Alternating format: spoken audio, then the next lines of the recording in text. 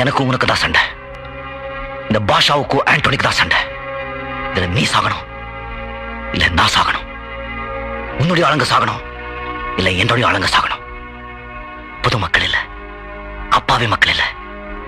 இப்ப தெரிஞ்சு போச்சு, நீ ஒரு கோழை கூட சண்டை போடுறது